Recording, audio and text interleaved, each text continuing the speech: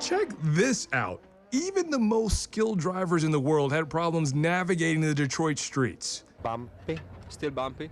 Circuit is very, very bumpy, and it's very, very tight, so be careful. And that's during the 1984 Detroit Grand Prix. Join us as we take a trip back in time through the history of this prestigious race and why drivers probably wanted Michigan to fix those darn roads more than 40 years ago. What up, though? Welcome to From the TV-2 Archives. Look, I'm Brandon Hudson, and if you love great moments and great video and the stories behind those moments, this is the place for you. So consider this a soft launch for our podcast, which you can find on our Fox Local streaming service.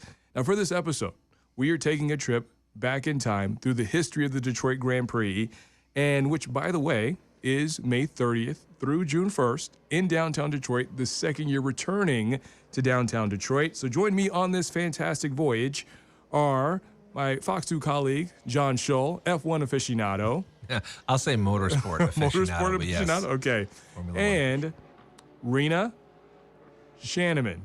I got it right. Rena Shanneman from the Detroit Grand Prix. Rena, it is an honor to have you here at our studios. Welcome. Look, you have worked every Detroit Grand Prix. Am I correct in saying that? So you have an extensive history of this true. race. That is true. First as a volunteer and now as a member of staff. Before we even get into the video and into the race here, how did you get involved with the Detroit Grand Prix? Well, if truth be told, it was because of the Montreux Detroit Jazz Festival. Okay. I had some really good musician friends and decided that I wanted to volunteer for the Jazz Fest that summer, way back in 1982, and went to Detroit Renaissance, I would say probably an April timeline, and they met with me, they asked a lot of questions, but at the end they said, look, we're so busy trying to pull this very first Detroit Grand Prix together, just give us time, we'll call you, don't worry. And then the very next day I got a phone call and they asked if I'd be willing to help out with the Grand Prix, and if I did, they promised me a really good job during the Jazz Festival. So, Did you get that job during the Jazz Festival? I did. Okay. I did. So it worked out. It did work out. But then after that very first year, and literally they were scrambling to put the plans together, get enough people to help out, particularly volunteers, and they were almost literally pulling us off the street.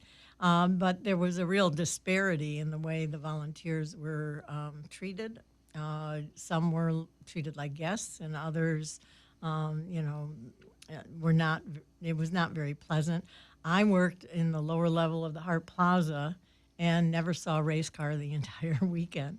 So following that very first race, I was one of a handful of people that were asked to help put together a volunteer organization that would more equalize the experience. So, look, you've seen a lot. You've seen, you can write a whole book. I could. The legacy of the Grand Prix. I could. John, you're a motorsport aficionado. Look, you've grown up in this area. When did you start to pay attention to the Grand Prix and really motorsports in general? Oh, man, from, I don't know, 2, 3, 4, 5. I remember going down there during Senna's dominance from 86 to 88, and then obviously when F1 decided elsewhere, which I think we're going to get into maybe. Yeah, a little bit. How many of those drivers didn't want to drive on these roads, and then kart came through, and then now Indy, and I may be not in the majority here, but I loved Belle Isle. I loved when it was in Belle Isle. I love it, I still love it where it is now, but the Belle Isle was contained. It was its own race. It was just great to go to Belle Isle for the weekend, and I have tons of great memories when it was there. How's it feel to be back in downtown? I love it. That's where our roots are. That's where I started. A good number of my friends and volunteers, remember those early days downtown. So from that point of view, I just love that we're back, and more importantly, how accessible our event is to the entire region, and knowing that more than half of the venue, the perimeter of the venue along the racetrack, is free to the public. So let's get started here. Let's take a deep dive into this Grand Prix. So it started in Detroit, 1982, and do you remember about if there was an announcement, what the feeling was like in the city when the Grand Prix was announced for? Because this is a really big deal in F1. Yeah, it was, but if you go back even further, and it's kind of like what goes around comes around. Having the Grand Prix in the Motor City was really a direct result of the uprisings in the late 60s. It was after that Detroit Renaissance was founded, and that was a collaboration between politicians and city leaders and business leaders, etc. And they were looking for ways to put Detroit globally in a better light than what was portrayed during that time. And ultimately, the leaders decided that attracting a Formula One race would be one of the best methods to a global audience to broadcast Detroit in a positive light.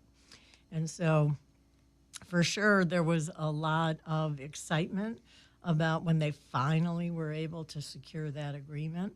I'm not sure that Formula One has today. Formula One is far more popular, and there's a much higher awareness in the United States of Formula One than there was then. But this was, they had such an exotic and sexy aura about, and just aspirational. Like if you wanted to be in the top tier of motorsports, it was and still is Formula One in many people's eyes. And so that's where the excitement was, that Detroit landed this opportunity that no one else no other city in the United States, because you could brag about, because at that time each country was only allowed one race. And Detroit was awarded that Formula One race, and there was great excitement about that. Any racing series that comes and wants to have a race in the city, right, on the streets. I mean, how cool is that? Like that doesn't happen all but maybe 30 times a year around the world. In Detroit, back then and now, gets to say that they're one of those cities. I mean, that's just excitement. Like, I'm literally getting chills just thinking about the cars going down Jefferson, or back in the day, or on Bell. Like it's something that's so unique, and it attracts an audience that just isn't motorsport fans. And I think once again Detroit gets to say like, hey, we're doing this, and it's almost an honor. Look, we're going to give a quick history of the Detroit Grand Prix. So it began in 1982 in downtown Detroit. 82 to 88, that's when the Formula One race was a part of the Detroit Grand Prix. So it underwent several iterations, IndyCar, kart, and race in 2007. It moved to Belle Isle in 92, returned back to downtown last year. And what was it like working, or 2 years ago? Yeah, it was 2 years ago. That's right. I'm sorry about that. 2 years ago. I had it 2023, but in my mind I was thinking 2024. But anyway, so it moved back to downtown Detroit. And what was it like working the different iterations of the Detroit Grand Prix?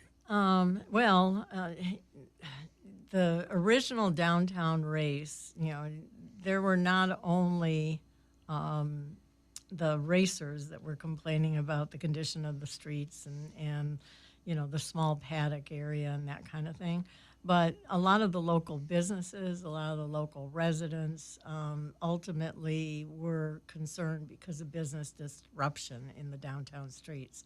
And that's a really, really big difference between where we are today and where we were then. So by the time we got to maybe 1987, 88, there was some controversy, I would say, locally in holding it downtown. So the idea of moving out to Belle Isle was, welcomed by everybody.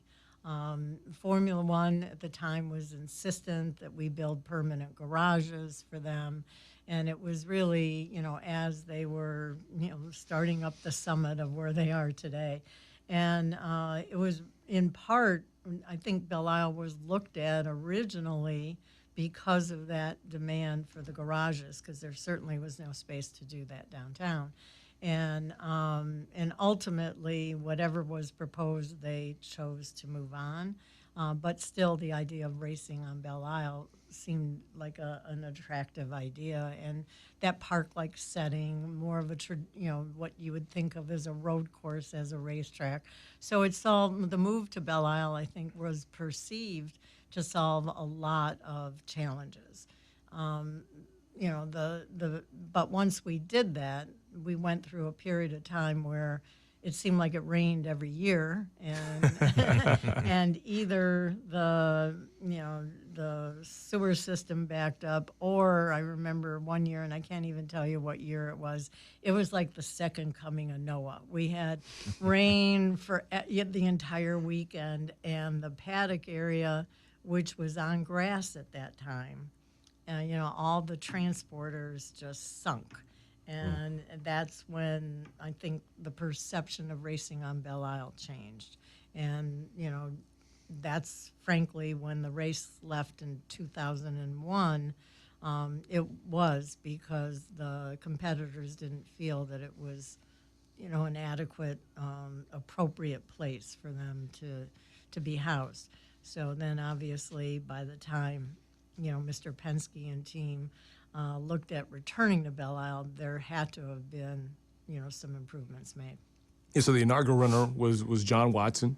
I know that he Yes. was out at the event last year. John Watson was actually our Grand Marshal in '23, and he came back with some great, memories and stories. But, the first few years, it was a different winner each year. But then when Senna arrived with the following that he did, we had a whole grandstand of Brazilians. I mean, they came, they chartered planes, and I just remember them singing in the grandstands, and, stacks and stacks of the commemorative beer cups. So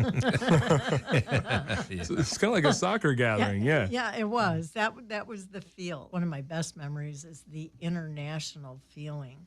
And at that time, that was, very appealing.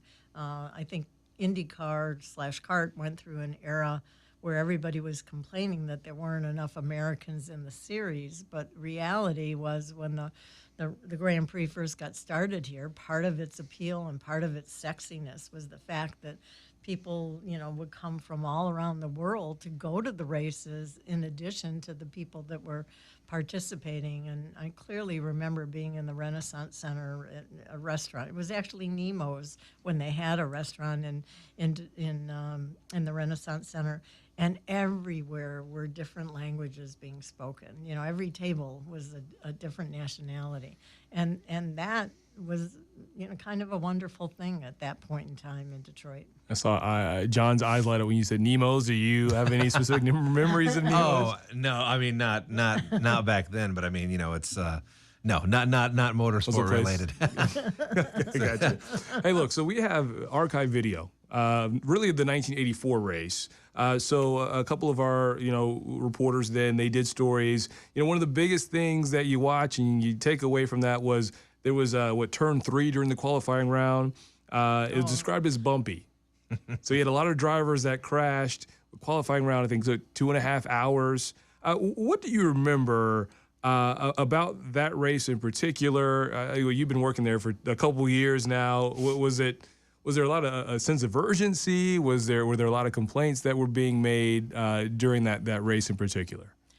Well, I'm not sure if this is the same race, but I think I kind of remember, and it wasn't so much during the qualifying, but I thought it was during the race. I watched something on YouTube just a couple months ago, and what struck me was there was a crash right at the start of the race.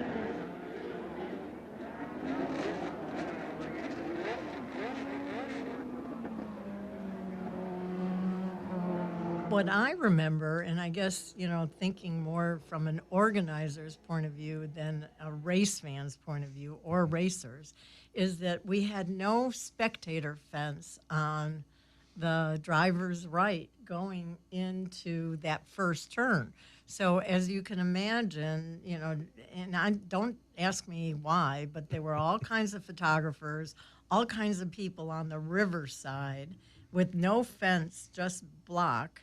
And then they're racing down, 2 cars hit one another, and debris flying all over. And right the crowd on the riverside, and you can see people ducking all over and that kind of thing. And so from an organizer's perspective, I'm now thinking, why the heck wasn't fence required if you were going to allow people there, right? But, you know, the bumpiness, the manhole covers, you know, which there are Were there hundreds of. potholes? Were potholes? I don't remember them being called potholes at the time, but I'm sure there were. I do want to say, you know, Detroit, the Grand Prix when F1 was here back in the late '80s, the potholes, the manhole covers. Vegas took that title now.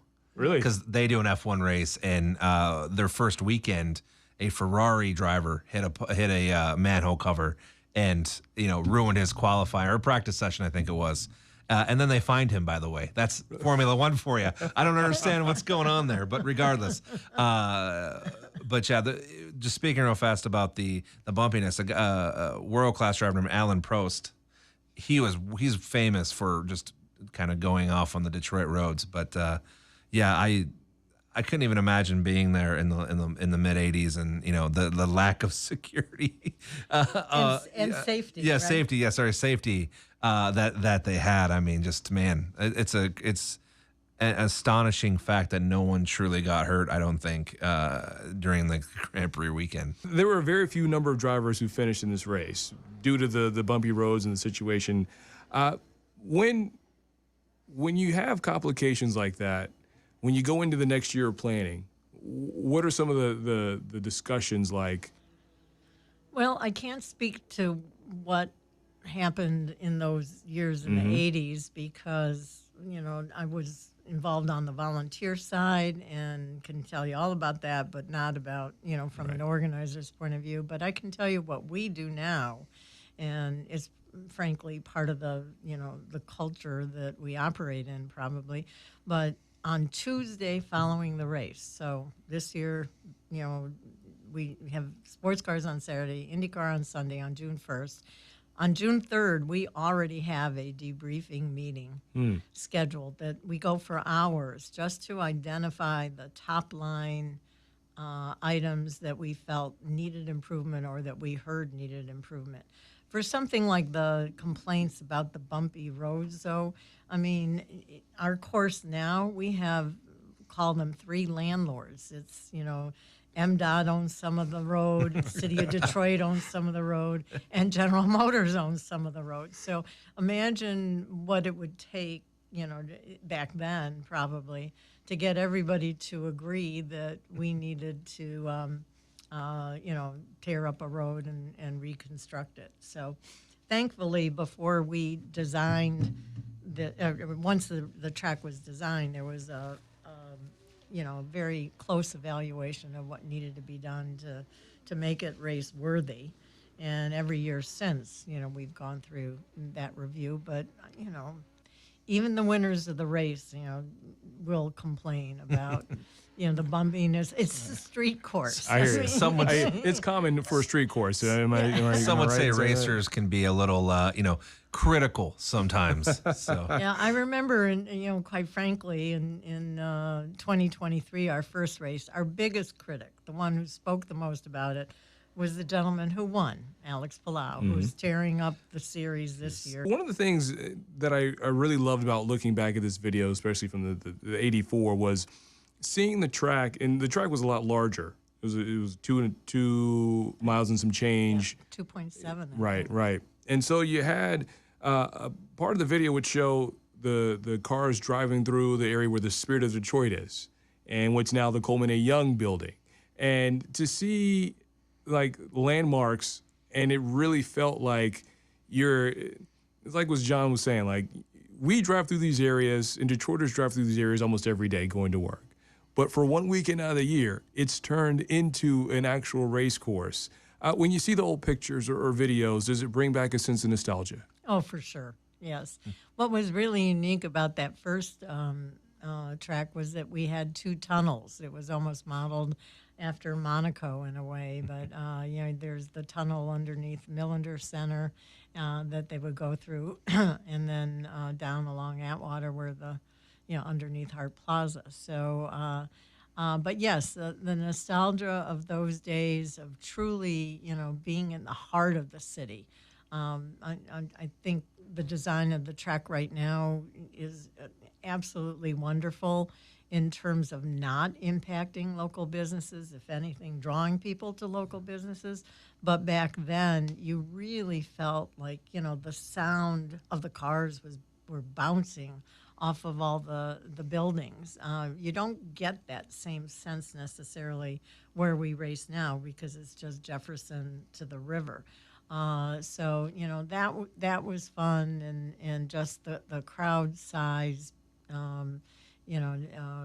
all the vendors we had. It was in an era where, and I don't even know, if anybody remembers this, but Hart Plaza used to have ethnic festivals every weekend, and it was almost purposely built for that. And what happened at the race was that we almost had the whole summer of ethnic festivals all spread out, around the track with different types of food stands, and like I was talking about before, just all the different nationalities and stuff. And without question, it really was a wonderful time. When you moved to Belle Isle, I know you touched on this a little bit, but can you give us some details on that decision that was made to say, hey, look, let's kind of switch locations here. Let's go to Belle Isle. Give us a sense of what happened in the discussions to go to Belle Isle, and then to return here to downtown Detroit. Well, I think there was a determination. It was still Detroit Renaissance as the promoter of the event, and they were, interested in still keeping the Grand Prix, keeping that national and international exposure that it had, particularly, with the live national TV broadcast. They were, but at the same time, trying to overcome all the objections to shutting down so many of the downtown streets right through the heart of the city. And so Belle Isle was seen as a really nice alternative to that. Anybody, and I would say no matter what the car was that was racing there, it broadcast beautifully. I mean, I know of people that from Europe that took a vacation here to come to the race purely because of how beautiful it looked on television, and then the aura of having, the international aura of it, knowing that you were on one side is the U.S. and the other side is Canada. And so I think for a lot of different reasons, although, again, I can't claim that I was part of any of that decision making.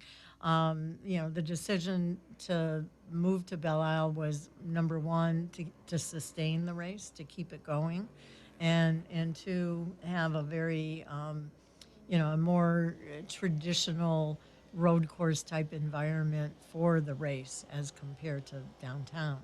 And I think it meant that in terms of the TV broadcast, but then, as the city, as the population left and as the city had, less money to spend on the upkeep of Belle Isle, that became an issue. And, frankly, it wasn't until, the latest iteration on Belle Isle when the Penske organization and Downtown Detroit Partnership got involved that we were really able to do some good things on Belle Isle to help restore some of the infrastructure there.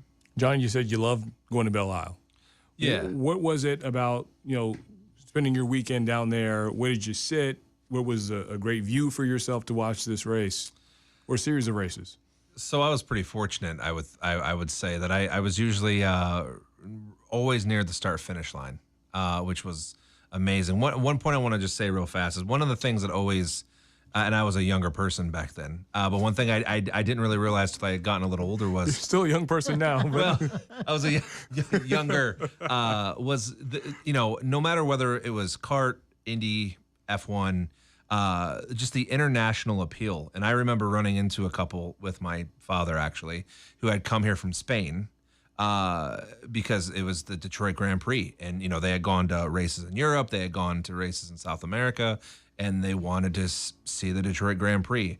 And I don't think I've run into anybody at any race throughout the years that has ever said, this is Detroit, or that, like, this is it. It's always, this is Detroit. It's great. You have a great riverfront, obviously Canada across the way, great downtown.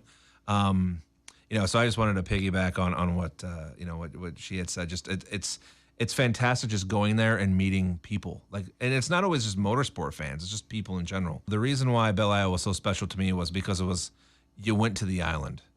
And it was all encompassing. And I'm sure the busing, getting people on and off. I mean, I remember waiting hours. I compared it one time to MIS. If you ever been to Michigan International Speedway and trying to get out of there at 5 o'clock after a race. I mean, it is hours. But it was just, hey, we're going to Belle Isle, and it's going to be a whole weekend thing.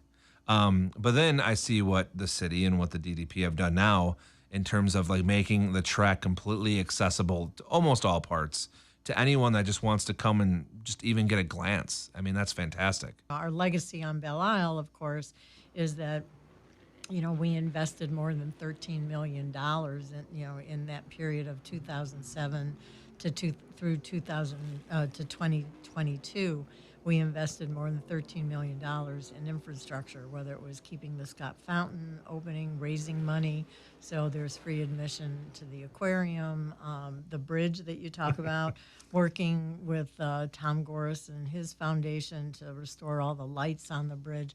So, that's our legacy on Belle Isle. And in terms of looking ahead to what the legacy would be in downtown, I would say probably the most significant would be, our commitment to community give back, not just in terms of the accessibility of the event, and hopefully, the entire region knows that it's open to anybody to come down and experience. But beyond that, all of the community giving and the community partnerships that we have, and just trying to open the world of motorsports to people, frankly, people of color, people who never would imagine that they would enjoy, any kind of racing. And once they get down there, they do, and all the other activities that go along with it. Well, I appreciate your time. Don't forget, Detroit Grand Prix is this month, May 30th through June 1st, back in downtown Detroit. You can watch it here on Fox 2. So that's a great thing. That's a coup for us. And you can see Rena. If you see her down there, say hello. Absolutely. Right? Absolutely. I'd love to meet anybody that listens to this podcast. Well, hey, look, we appreciate your time. John, thank you as well. And I am Brandon Hudson. I also want to give a shout out to Doug Tracy, who helped get a lot of this archive video for us to share with our audience. We'll see you next time from the TV-2 archives.